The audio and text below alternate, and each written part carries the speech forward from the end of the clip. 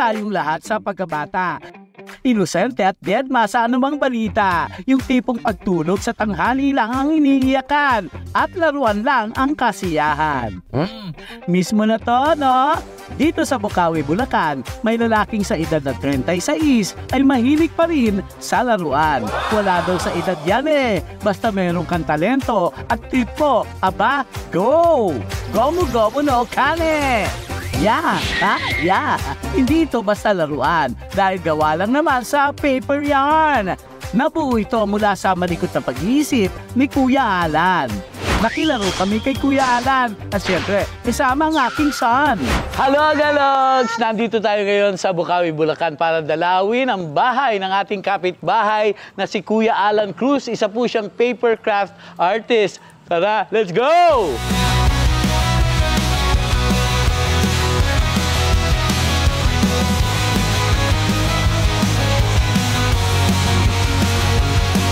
Di naman ito pinalampas ni Curry. Luko, pwede na pumalik kay Luffy. I'm gonna be king of the pirates!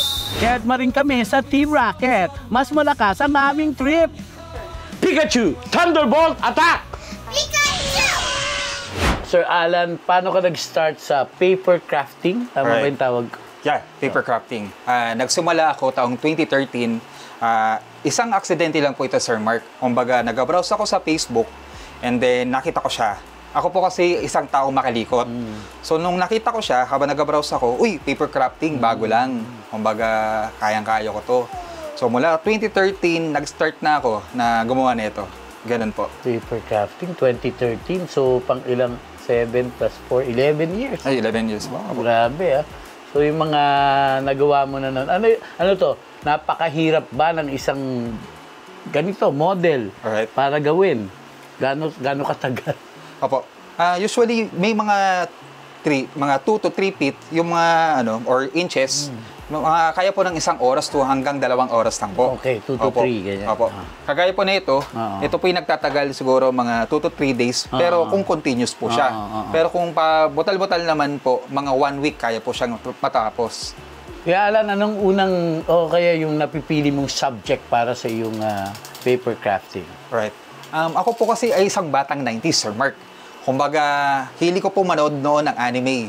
Kumbaga, nung natutunan ko si paper craft, ayos, magagawa ko na yung mga gusto kong anime. So, yun po yung pinaka-subject ko, anime. Dahil isa po akong certified batang 90s. Yan po. Akala ko batang 50s Iba na yung batang 50s. Opo. Sabi mo kanina, makalikot ka, di ba? Opo, pati ba ilong, kinakalikot. Passion mo ba ito o, well, source of income na rin? Alright.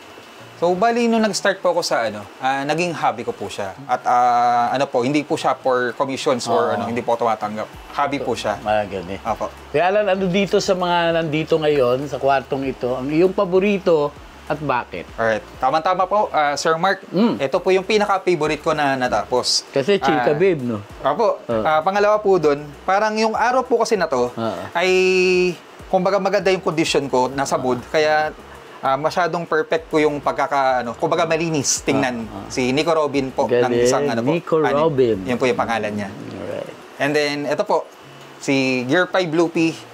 Isa din sa paborito ko po yan. Ito talaga no? Talagang opo. iba yung iba yung datingan. Lalo na kung itatanong na rin natin kung gaano mo katagal ginawa ito. Opo. Halos life size na siya. Opo. Ito po yung nagtagal ng 1 buwan. Kumbaga, kapag may time lang po ako sa gabi, yun, nagagawa ko po siya. Pero kung susumahin po, mga 2 weeks tapos po siya. Ano usually yung papel na ginagamit mo dito? Opo. Ang ginagamit ko po dito ay board paper o vellum board. Opo. Ngayon po, makapansin nyo po dito ito ay human size. Kung saan, di ba po ang papel, kapag malamig o mainit, nade-deform po siya. So, ang diskarte, nag-a-add po ako ng, baby, so, nag-a-add po ako dito ng styro. Na kung saan, patigas po siya. So, para tumayo po siya, hindi bumagsak, Yun po yung diskarte ko. Na Lagyan natin asin. Ayun, ganun po. Inayaan din kami ni Kuya Alan na ma-experience ang paggawa ng paper craft na laruan. Dito tayo ngayon para gawin kung mahirap ba o madali lang ang ginagawa ni Kuya Alan bilang isang paper craft artist. Kuya Alan, ito na. Gawin na natin to. Ang una dapat gawin ay ihanda muna yung mga design na dapat gamitin. Pagkatapos ihanda, kumbaga ito ipiprint na, pag-idikit-dikitin, huhulmahin, saka pag-idikit-dikitin yung mga naikat na ito. Bongga! Enjoy kami ng aking son!